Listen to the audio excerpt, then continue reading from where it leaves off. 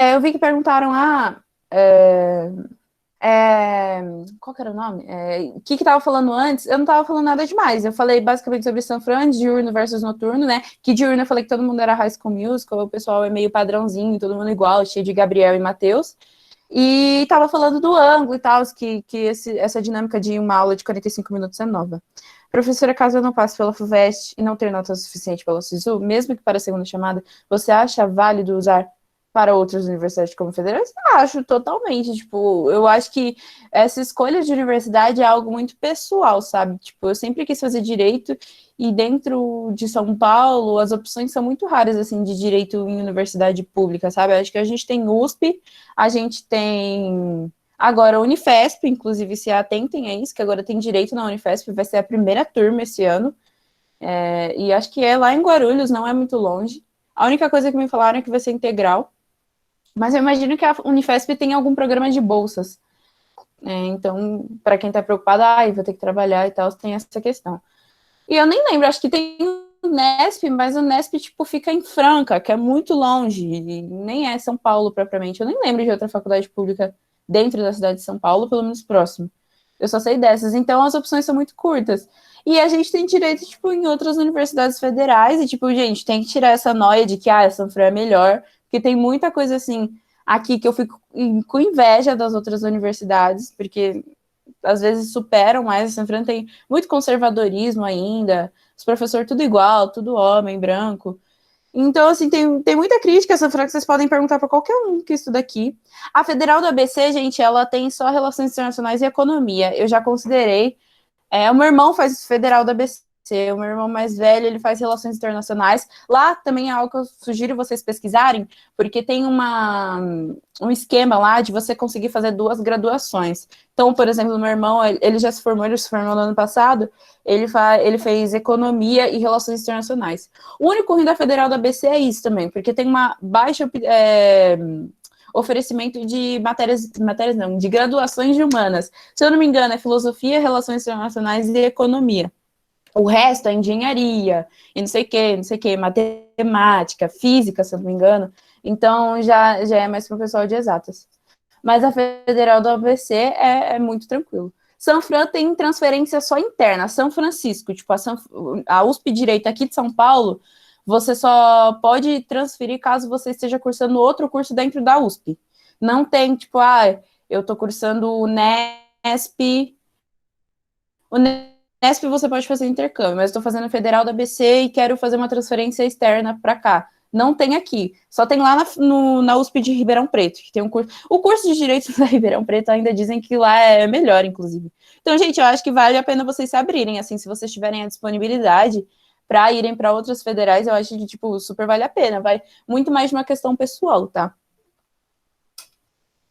Não, dá para olhar os cursos da Federal da ABC, mas eu lembro, assim, eu já considerei fazer federal, tipo, gostava muito e tal, não fica longe de São Paulo, dá para vocês irem e voltarem à noite, tem fretado, tem várias coisas assim. Ai, agora, a gente já gravou 15 horas falando da Sanfran. Unicamp não tem direito, felizmente, também. Eu prefiro 1000 vezes a Unicamp do que a Sanfran. Eu queria muito fazer Unicamp e eu considerei muito fazer história, mas infelizmente não tem direito. Infelizmente.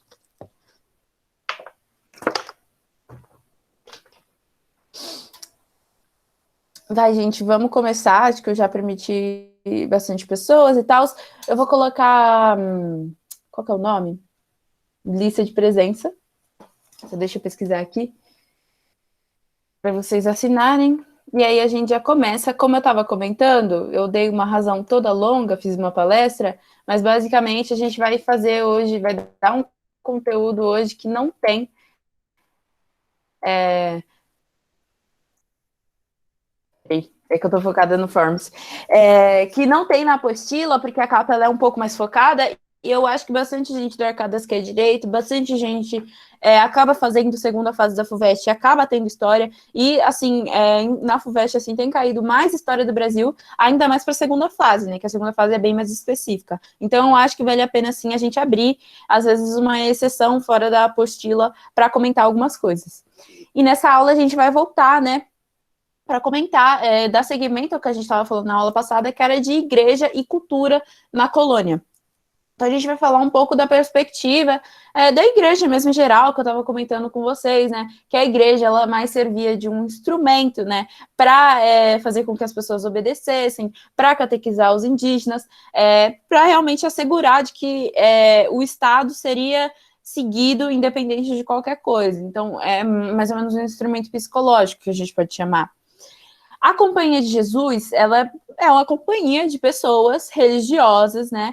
Pessoas que estão ligadas, então, padres, bispos, eu não sei, assim, falar o nome certo das pessoas, assim, freiras, como é que compõem o clero, mas, enfim, são essas pessoas envolvidas com a igreja, envolvidas com o catolicismo, que também vão ser chamadas de jesuítas, né, uns caras jesuítas, tem são os franciscanos, que justamente é em relação a isso que a São Fran é chamada, lá no Largo de São Francisco.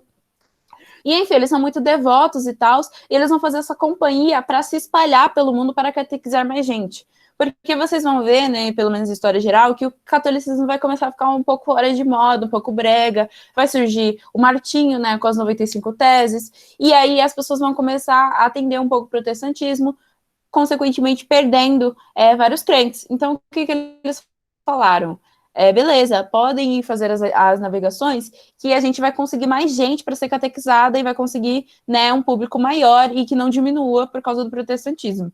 Então, eles formam essa companhia, né, fundada por um cara chamado Inácio de Loyola, e ela é uma ordem mais influente, mais rica e organizada do clero regular dentro do Brasil. Então, essa Companhia de Jesus, gente, ela tem terras, ela tem igrejas gigantes, tem bibliotecas, tem, assim, inúmeras, assim, posses riquíssimas, e era muito bem organizada e, consequentemente, também muito influente, né? Porque como o catolicismo era algo obrigatório dentro do Brasil, né?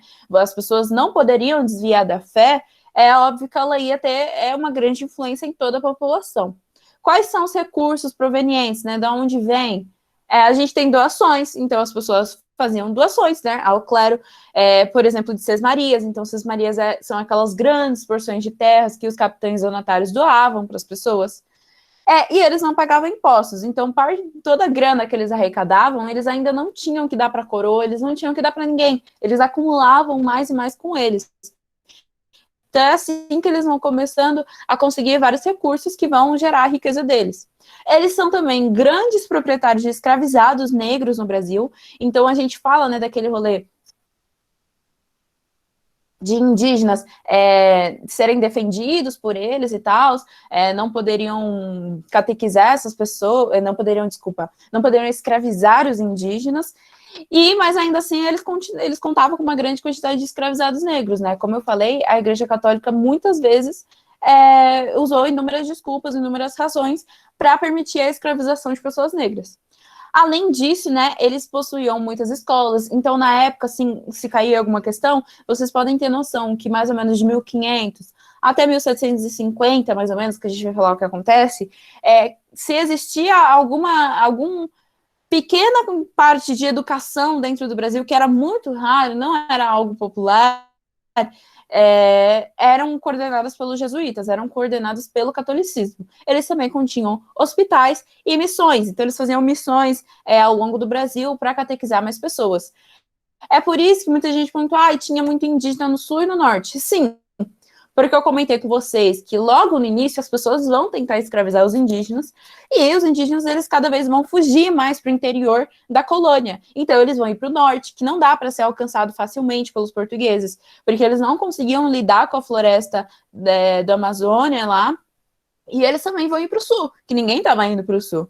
E as missões, elas faziam justamente isso. Como os bandeirantes iam atrás dos indígenas para escravizar eles, eles também iam atrás desses indígenas para catequizar eles. Então, eles começam aí muito para o sul e também um pouco para o norte, mas como eu falei, o norte não é tão alcançado assim, porque ele é mais difícil de ser lidado por pessoas que não estavam acostumadas com o ambiente lá. Qual é do que se trata mais ou menos dessas missões? Catequizavam e doutrinavam os indígenas, né? Então é basicamente promover uma europeização dessa população religiões e culturas indígenas, então qualquer crença pagã que eles tivessem, como eu falei, os xamãs, por exemplo, eram proibidos, qualquer coisa para tratar saúde, por exemplo, com coisas mais naturais, eram proibidas. Então, basicamente, eles vão destruir qualquer valor, qualquer cultura histórica que os indígenas podiam ter, e isso é o que a gente pode chamar da promoção do etnicídio dentro da colônia, né? Basicamente, eles apagavam toda a etnia, né? Toda a cultura que existe por trás de ser um indígena. Além disso, eles castigavam e puniam os indígenas que realizavam qualquer tipo de desvio. Então, indígenas que tentavam resistir à catequização, indígenas que permaneciam com a sua religião e tentavam esconder. Se eles descobrissem, iam ser castigados e punidos. E, beleza, os indígenas foram catequizados. O que eles vão fazer agora?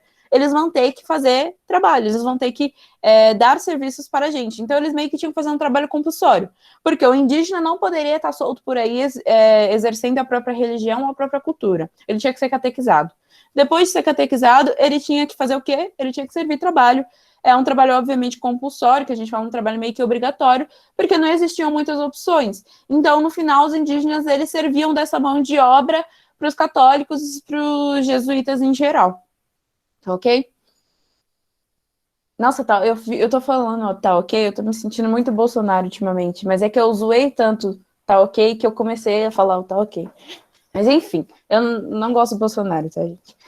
Aí a gente vai seguir com uma coisa que é importante, que ocorre lá em 1750, né? A gente estava falando do ouro, que tem um auge em 1740, e tem os rolês lá em 1760, começa a declinar e tudo. E aí o que vai rolar é o Tratado de Madrid. O Tratado de Madrid, ele estava sendo cuidado por um rei e tal, e é um tratado entre Espanha e Portugal, porque eles viram que estava uma bagunça, que o Brasil, obviamente, já tinha ficado maior, né? Inclusive, algumas pessoas estavam perguntando, fizeram uma questão, né? Como que foi essa trajetória dos bandeirantes? Eventualmente, eles começaram a invadir fronteiras, e assim começou essa bagunça. Então, o Tratado de Madrid é justamente isso. E perguntaram, é um movimento de retomada? Justamente não é um movimento de retomada, porque o Tratado de Madrid ele é o que a gente considera o tratado que vai definir, em geral, pelo menos, as fronteiras de como seria o Brasil. Então, vocês têm a imagem do Brasil hoje, ele é mais ou menos parecido do que vai ficar depois do Tratado de Madrid. É ele que vai delimitar essas fronteiras que ficam mais próximas. O Acre, por exemplo, depois é comprado lá em 1900 pelo Barão do Rio Branco. Eu vou comentar isso.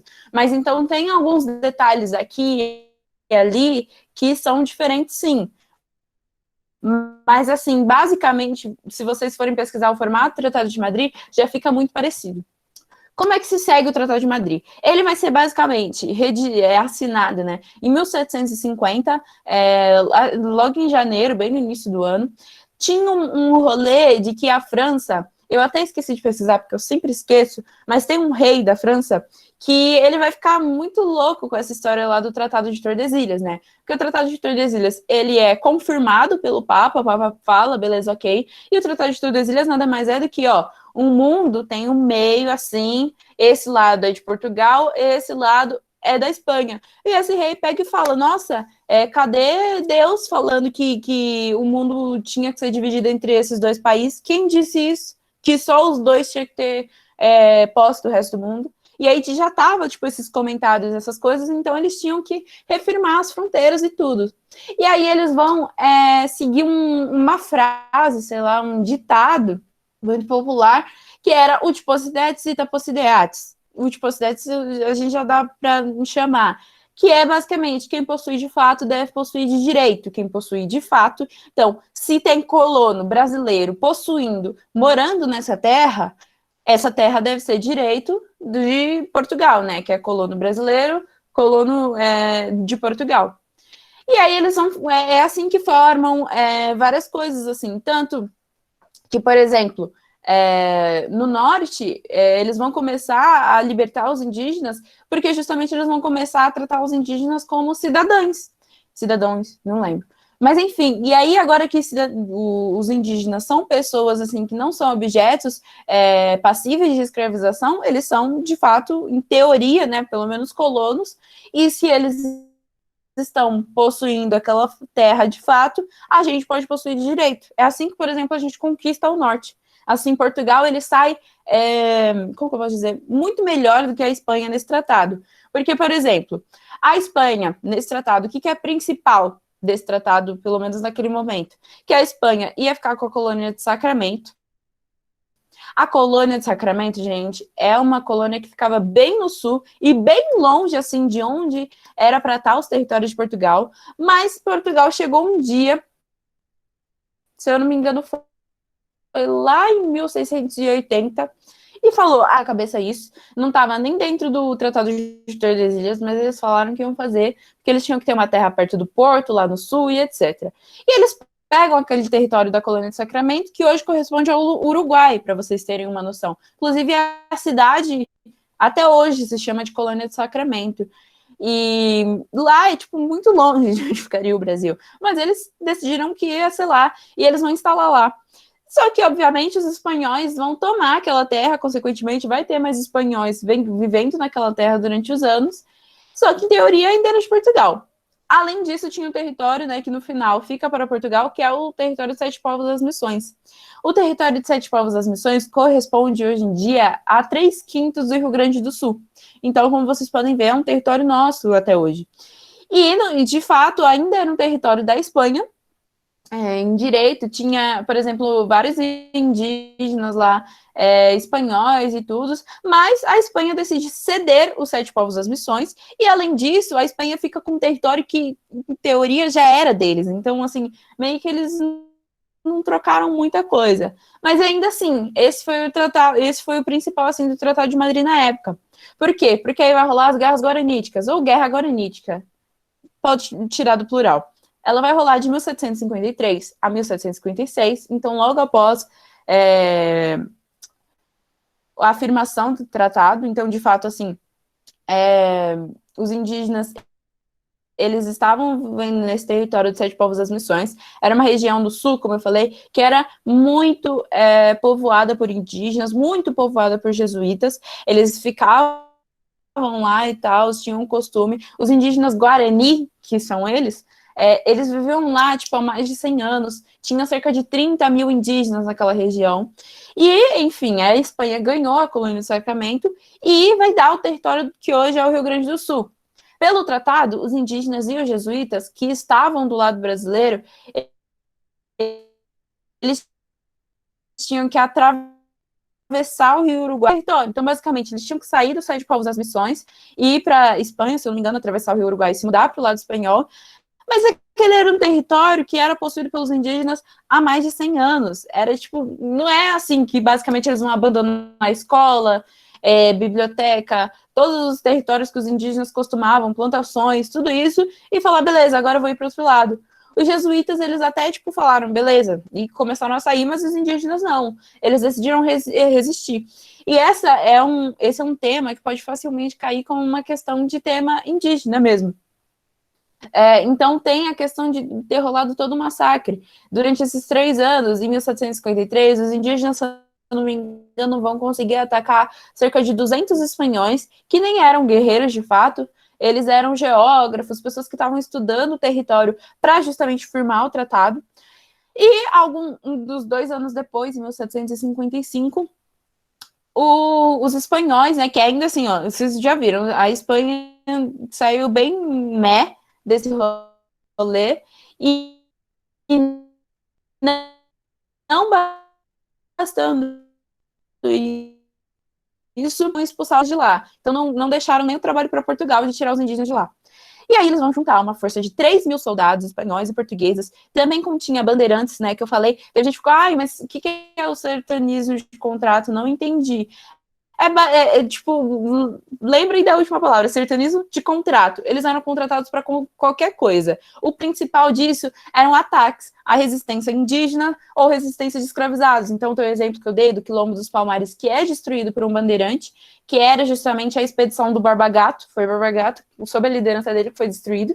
E tem esse exemplo de, por exemplo, ter contratado alguns bandeirantes para lutar junto. E, tipo assim, tudo bem, eles levaram 3.000 soldados preparados para a guerra, junto de canhões, granadas, metralhas e inúmeras outras armas. Então, era claro que os indígenas estavam em desvantagem. Vocês podem ver que não existia interesse nenhum em manter a vida deles. E realmente, até os jesuítas têm. Como que eu posso dizer?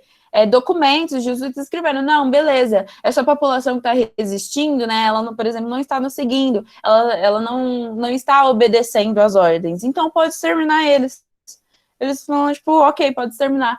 E aí esse conflito, né, vai resultar na morte de 1.500 indígenas, mais de 1.500, enquanto os europeus vão sofrer apenas 4 mortes. E assim, eles fazem a batalha e tal, eles derrotam os indígenas, tá claro que os indígenas foram derrotados e eles continuam assassinando os indígenas, mesmo depois da derrota. Então, assim, vocês podem ver que a questão indígena, gente, ela vai ser violada, assim, a cultura desse pessoal vai ser violada ao longo de toda a história do Brasil. Então, a gente pode dar exemplo da Guerra Guaranítica, que já começa aí com um enorme massacre, e dá para ir indo, conforme vocês vão vendo as aulas, até, por exemplo, a ditadura militar, que existem documentos também de extermínio de indígenas para conseguir posses na Terra do Norte.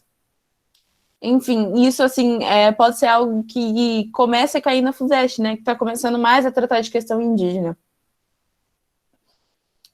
Basicamente era isso para falar de Tratado de Madrid e de Guerra Guaranítica, que é legal que vocês tenham uma noção, pelo menos na hora de desenvolver uma prova da FUVEST.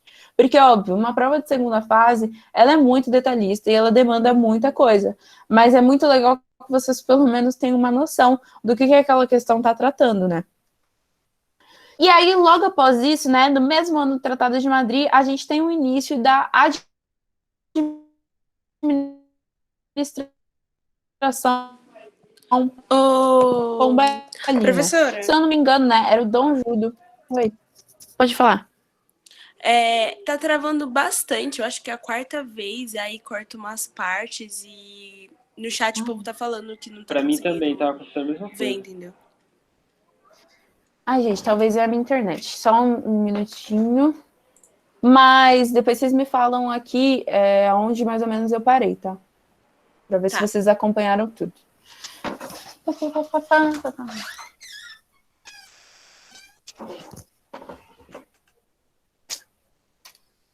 Vamos ver. Eu vou tentar seguir. Vocês estão me ouvindo bem agora? Sim. Não, é a minha internet, eu acho. Hoje ela tava bem ruim mesmo. Eu vou falar que eu acordei 11 da manhã, e aí desde que eu tava tentando fazer as coisas não tava dando bom. Mas vão me avisando, então, se continuar ruim. Eu acho que eu abri a porta para o Wi-Fi vir melhor e aproximei mais. Mas tudo bem. Não sei se vocês perderam, mas basicamente a gente estava falando mais do Tratado de Madrid mesmo, como foi ele que delimitou boa parte das fronteiras que até hoje são Brasil. Então o formato do que foi dado no Tratado de Madrid, se vocês forem ver, é muito parecido com o formato que o Brasil tem hoje.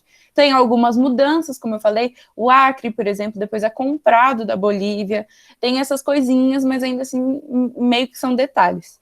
E, consequentemente, pelo menos naquele período, uma das coisas que mais importantes que ocorrem do Tratado de Madrid era justamente a Guerra Guaranítica, que nada mais, nada menos é um exemplo de um dos massacres à cultura, à questão aos indígenas em geral mesmo. É isso que eu estava falando no slide passado. Aí a gente entra já na administração pombalina, que é uma administração que já inicia no mesmo ano, em 1750, e vai até 1777. Então, né, eles ficam assim cerca de 27 anos. Ele fica em cerca de 27 anos no poder. Eu estava comentando com vocês do Dom João IV, se eu não me engano, que foi o cara que fez a restauração de Bragança e tal, né? Ele, que era duque de Bragança, vai começar a dinastia. Ele vai ter o filho, que vai ser justamente o Dom José I. Esse filho vai tirar o principal ministro, que era um cara chamado, não sei, Alexandre Gusmão, se eu não me engano. Vai tirar, né, o Dom João IV vai morrer e vai tirar o ministro que acompanhava ele. E nesse lugar ele vai colocar um cara chamado Marquês de Pombal. Marquês de Pombal, ao longo da vida dele, antes de ser esse ministro, ele vai ser uma pessoa muito misteriosa, se eu não me engano, ele vai ser embaixador de Portugal lá na Inglaterra, ninguém sabe muito o que ele fez na Inglaterra, também vai trabalhar na Áustria e tal, mas ninguém sabe direito. Só que, assim, ele vai realizar diversas reformas inspiradas nos ideais iluministas, que é o que a gente pode chamar de despotismo esclarecido, que cai em vestibular. E eu vou falar um pouco. Essas reformas, elas tinham o intuito de mudar Portugal, mas elas não foram perpetuadas em grande maioria. Em grande maioria. Então, assim, ele vai realizar diversas reformas e tudo. Só, assim, óbvio, com o intuito de mudar Portugal, mas depois que ele sai, os próximos ministros e tal, e o próximo rei, vão retomar o que acontecia antes. Então, não vai dar muito certo, depois do fim da sua administração. O que rola desse termo despotismo esclarecido? Ele é um termo bastante complexo, assim, no sentido de que, assim, eu tento simplificar ao máximo. Déspota não passa mais do que um tirano. Se vocês colocarem no Google, déspota vai ter sinônimo de tirano, uma pessoa autoritária, um líder, um ditador até, talvez. E esclarecido é uma referência ao iluminismo. Então, esclarecido, iluminado, é essa junção. O que vai rolar? Não sei se vocês já estudaram, mas vocês vão estudar certamente o iluminismo. Caiu, inclusive, no ano passado, na segunda fase da FUVEST, perguntando quais são os autores mais famosos sobre o iluminismo, né? Que aí tinha o Rousseau, tinha o Montesquieu, tinha a Hobbes, se eu não me engano. Tem esses autores e tal. Vocês vão ver mais na aula do Edu, mas é legal que vocês tenham uma noção que vai surgir o iluminismo. O iluminismo, ele vem para dar luz à Idade das Trevas, porque é uma referência ao passado. E esse passado é um passado marcado pelo antigo regime, que a gente também vai comentar na próxima aula da semana que vem.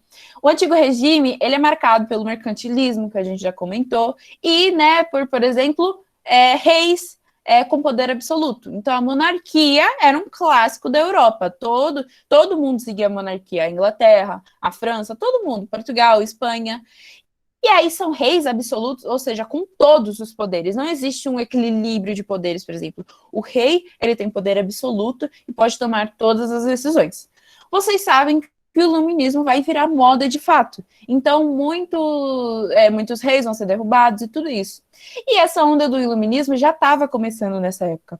Só que tem alguns reis, alguns líderes que vão tomar algumas decisões que são muito mais iluministas, muito mais liberais do que próximas ao antigo regime, justamente para acalmar essa revolução, para que eles continuem no poder, eles continuem como déspotas, mas que ainda assim eles sigam um pouco desses ideais iluministas, para que eles, por exemplo, não fossem tirados do poder. Conseguem entender isso? O Marquês de Pombal, ele não é o exemplo perfeito disso que vai acontecer. Basicamente por quê? Porque ele não é rei. Ele vai ser um ministro. Ele vai ser realmente ligado ao antigo regime, né? Ele vai ser aliado a esse déspota, mas de fato ele não é. Então, assim, pode ser que caia numa prova, e eu peço para assim, que Marquês de Pombal não seja a primeira pessoa que vocês pensem em colocar numa resposta, porque tem esse porém. Vocês vão estudar outros, se eu não me engano, eu posso até dar nos comentários do Facebook, o rei Luís XIV, ele é um déspota esclarecido, e de fato ele é, porque ele é um rei, então ele é o déspota oficial de casa da monarquia. Então, assim, tem que tomar esse cuidado, entendeu? É muito importante explicar Pombal, mas ter esse adendo de que ele não é o exemplo perfeito. Mas ainda assim, as reformas que ele vai tomar em Portugal e no Brasil, porque ele vai coordenar a colônia, são realmente esclarecidas. Seguem esse teor iluminista e eu vou dar exemplo delas. Então, as reformas pombalinas, elas tinham apoio da burguesia. Se vocês se lembram, ou enfim, nunca tiveram contato, o iluminismo, ele justamente vai ganhar força porque ele vai ser apoiado pela burguesia. O que acontece? Eu vou explicar rapidamente. No antigo regime, a nobreza ficava no topo. Quem era nobre? Eram pessoas de sangue. Então, por exemplo, a dinastia. Tá travando ainda, gente? Pra mim tá normal. Pode prosseguir. Pra mim deu umas travadinhas. Deixa eu ver aqui o comentário. Ai. Vou seguir, se continuar pior, a gente dá um jeito. Eu mudo de lugar, sei lá. Mas, enfim. Então, eu tava falando de Pombal. Pombal, ele tinha justamente o apoio da burguesia, porque o iluminismo, ele tinha aquele sistema, ele tinha aquele rolê de que antigamente você era nobreza somente se você tivesse o sangue, se você fizesse parte de uma dinastia, se você fizesse parte de uma família real. Não tinha como você ser nobre, não tinha como você estar no topo da classe social, caso você tivesse quanto dinheiro você quisesse, não tinha como. E isso começou a incomodar muito a classe burguesa que vai começar a surgir, que são pessoas que vão ficar muito ricas com o comércio, né, com os burgos, só que, assim, não tinha como ficar no topo, e elas queriam alguma forma, algum sistema, óbvio que tinha como eles comprarem títulos, mas ainda assim as pessoas nobres, realmente, eles não consideravam esse pessoal no topo. Então, a elite, o que se tornaria elite econômica futuramente, queria arranjar uma forma de se tornar a elite oficial mesmo. E o iluminismo, ele traz isso. Ele traz esse fim da nobreza, ele traz esse fim da monarquia, justamente por isso que o iluminismo interessava muito a burguesia. Inclusive, né, a liberdade de religião, por exemplo. Então, você tinha que ser católico, às vezes alguns burgueses, eles eram protestantes. Então, era muito atrativo para a burguesia. E, enfim, vamos dar seguimento. O terremoto vai destruir Lisboa, pelo que eu vi também pode ser um maremoto, mas tanto faz, a terra vai tremer e a água vai destruir Lisboa, que era justamente a cidade principal de Portugal, em 1755, e aí vai demandar, né, uma reconstrução da cidade. E como que eles vão reconstruir? Com mais grana. Consequentemente, eles vão ter que aumentar impostos sobre a colônia. Vocês viram, né, na aula de mineração, que eu falei que os impostos iam começar a aumentar. Ia ter o quinto, ia ter a captação. Depois, eles, assim, eu li ontem à noite que a meta anual era de arrecadar 100 arrobas de minério, de riquezas minerais. E aí, quando esses 100 arrobas começam a não ser alcançados, eles começam a cobrar impostos mais fortes, a cobrar derrama, por exemplo. Mas quais são as medidas que Pombal vai fazer a partir daí? Ele vai proibir a escravidão em Portugal, por exemplo, uma medida já um pouco mais iluminista. Ele vai, mas assim, proibir a escravidão só em Portugal, viu, gente? Nas colônias ainda tinha.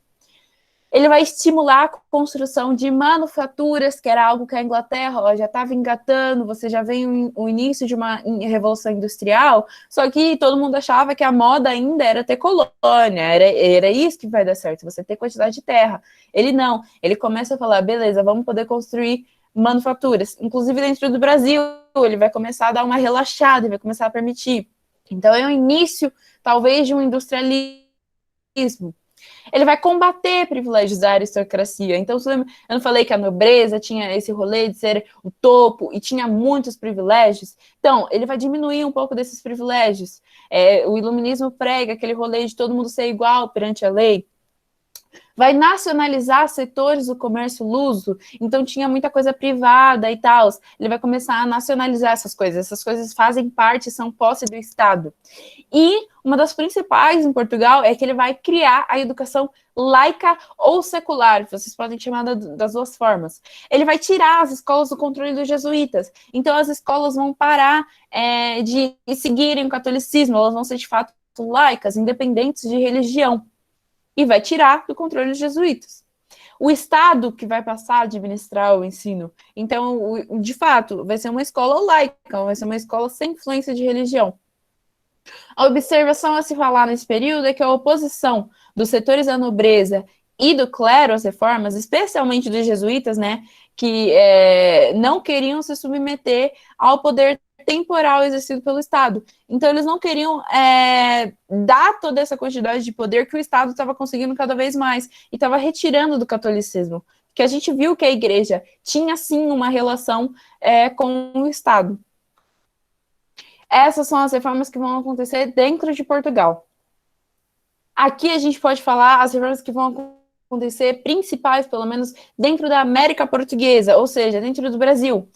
Uma das primeiras e das mais principais, que assim, mais são tratadas em vestibular, é a expulsão dos jesuítas em 1759. Em 1759, Pombal vai se encher dos jesuítas, enchendo o saco, já vai ter a Guerra Guaranítica, e os jesuítas querendo se intervir, não sei o quê. E uma coisa específica dos jesuítas, da Companhia de Jesus em geral, é que, em teoria, apesar deles terem aquela associação com o Estado de ser um instrumento psicológico, eles respondiam somente a Roma, eles respondiam correspondiam ao Papa. Então, assim, meio que é o que eu coloquei embaixo, eles vão formar um Estado dentro de um Estado. Então, as coisas que eles acreditavam, eles iam seguir, não importa o que a coroa achasse.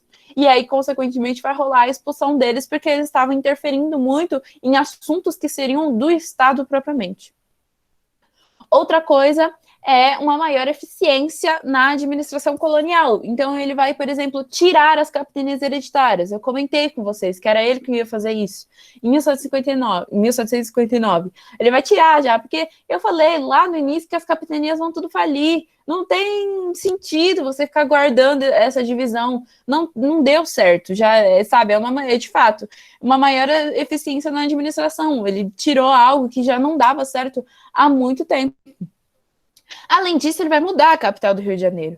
É tudo para uma maior eficiência de fato, porque está na época do ouro e já não faz mais sentido você colocar um porto, né, um centro comercial lá no Nordeste. Era muito longe você ficar levando ouro do centro, né, de Minas, de Mato Grosso, de Goiás, até Salvador, até Porto Seguro. Não fazia sentido. Então, em 1763, ele muda a capital para o Rio de Janeiro, que vai formar alguns portos e tudo isso. Outra coisa também, principal, proíbe a escravização de indígenas. Então, você lembra que eu falei, já existiam leis falando que não podia escravizar jesuítas, não, indígenas, só que tinha o rolê da guerra justa, então os bandeirantes sequestravam os indígenas e falavam que era por guerra justa, e ninguém ligava e tudo isso. Então, ele acaba por fim com isso, porque é o fim da Guerra Justa, 1757. Então, como eu falei, agora existe pelo menos uma igualdade jurídica entre indígenas e brancos, porque aí agora você tem a intenção em transformá-los em colonos, em pessoas. Óbvio, gente, que nesse momento não estou falando que os indígenas vão começar a ser tratados como gente, que agora eles eram cidadãos e era a mesma coisa que um branco, por exemplo.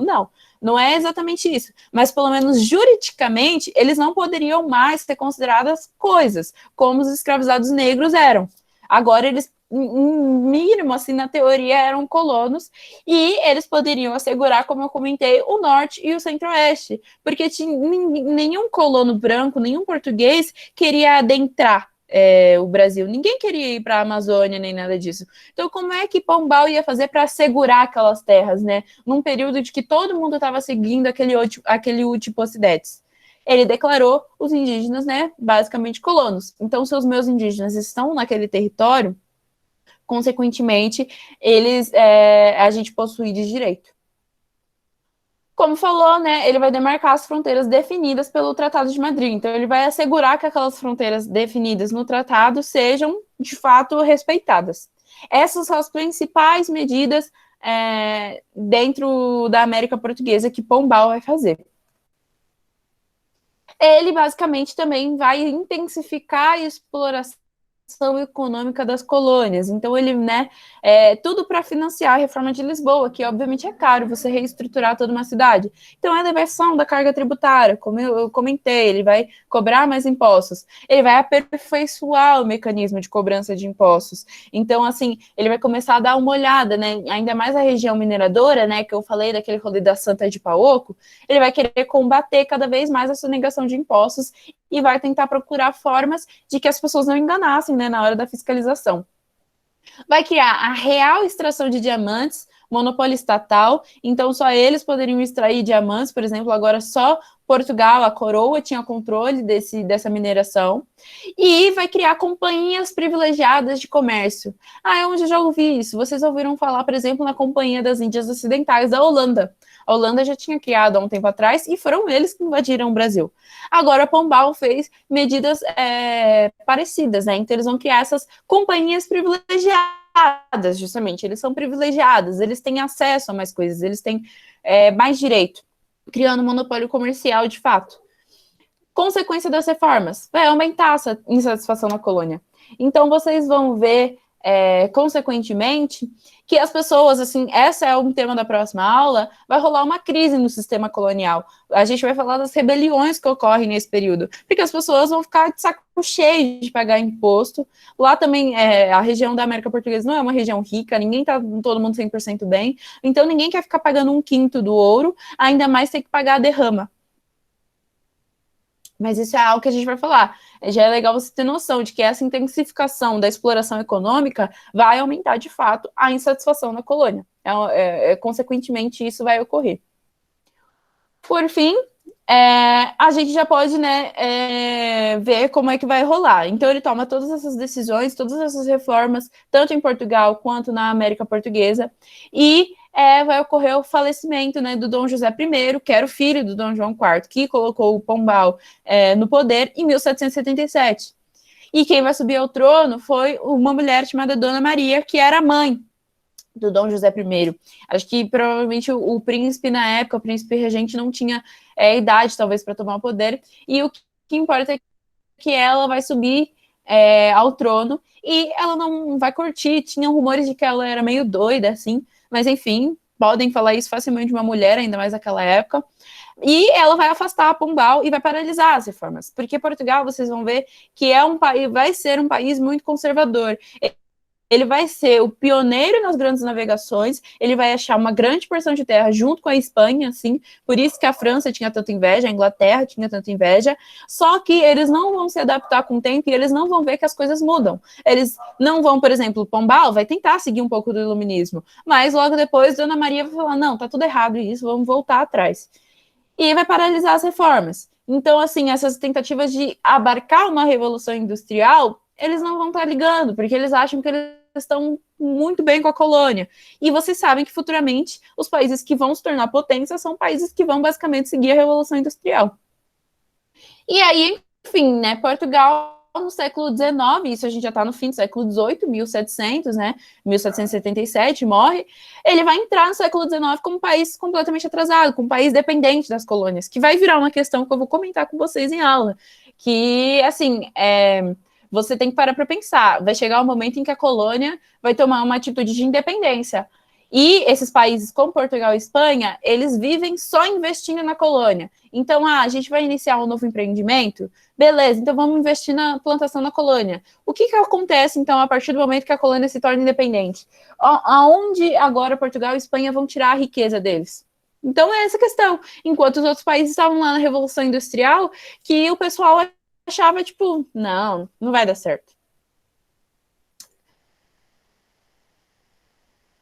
E é isso, gente. Esse é o fim da aula. Como eu comentei no início da aula, esse tema não é abordado dentro da apostila, então não tem lista de exercícios lá.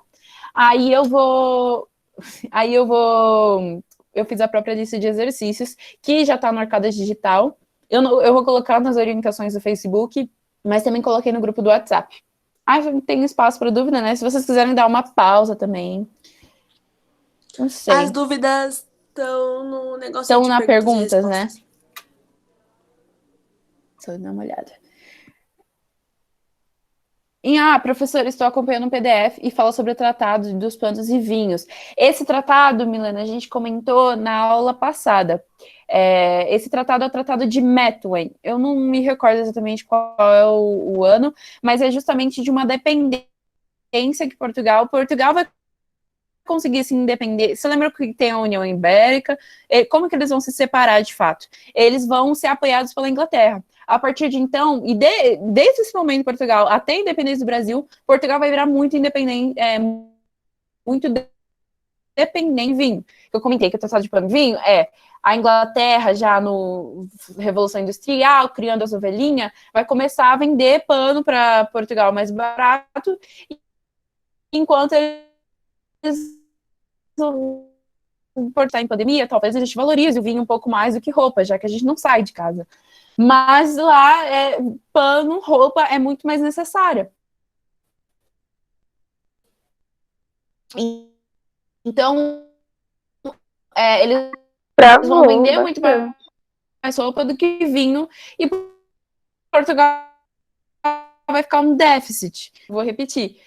O Tratado de Pano e Vinho é aquela relação que tem em que a Inglaterra vai vender o pano, né, a roupa que eles produzem, e Portugal vai vender o vinho. Só que Portugal tinha uma relação muito mais... Portugal não, né, mas as pessoas tinham uma relação muito mais próxima com roupa do que com vinho.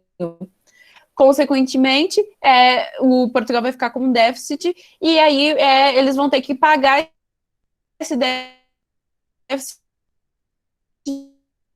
com o ouro brasileiro, dentro da Inglaterra. Mas é isso, são dois tratados diferentes. O Tratado de Madrid, ele delimita, ele faz as fronteiras, e o Tratado de Pano e Vinho é um tratado mais comercial. Então, o meu tecido, se eu te vender, vai ser mais barato. E o meu vinho vai ser mais caro. Tudo bem, gente?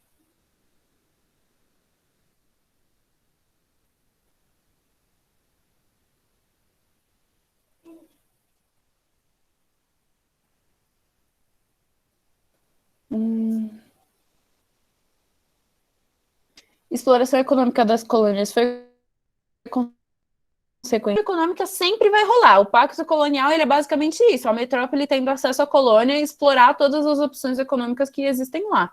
Então,